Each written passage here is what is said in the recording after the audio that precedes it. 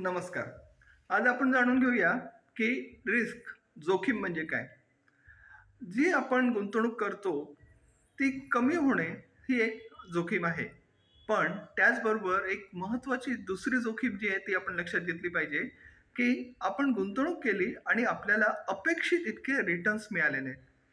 म्हणजेच असं उदाहरण बघूया, की समजा आपण ₹1,00,000 इन्व्हेस्ट केले आणि त्याचे 90,000 झाले, तर ही एक रिस्क आहे, की ते गुंतवणुकीचं मूल्य कमी झालं.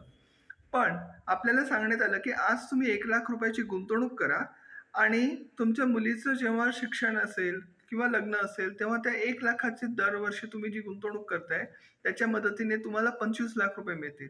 आणि प्रत्यक्षात आपण बघतो, की आपल्याला 16,00,000, 17,00,000 किंवा त्यापेक्षा कमी रक्कम मिळते. तर ही सुद्धा एक जोखीम आहे. आणि मग तुम्हाला तुमचं आर्थिक उद्दिष्ट पूर्ण करण्यासाठी एकतर तडजोड करावी लागते किंवा इतरांकडून कर्ज घ्यावं लागतं. अर्थातच हे टाळायचं असेल तर आपण काय केलं पाहिजे? तर योग्य व्यक्तींकडून, योग्य संस्थेमार्फत आपण गुंतवणूक केली पाहिजे. आपली रिस्क टेकिंग कॅपॅसिटी लक्षात घेऊन त्यानुसार आपल्यासाठी जे चांगला पर्याय आहे असं निवडून देतात, अशा व्यक्तीमार्फत गुंतवणूक केली पाहिजे. तज्ञांमार्फत तुम्ही गुंतवणूक केली, तर निश्चितच तुम्ही तुमचे आर्थिक उद्दिष्ट योग्य पद्धतीने पूर्ण करू शकता.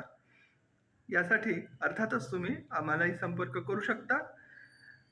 माझा संपर्क क्रमांक आहे 9892515948. धन्यवाद.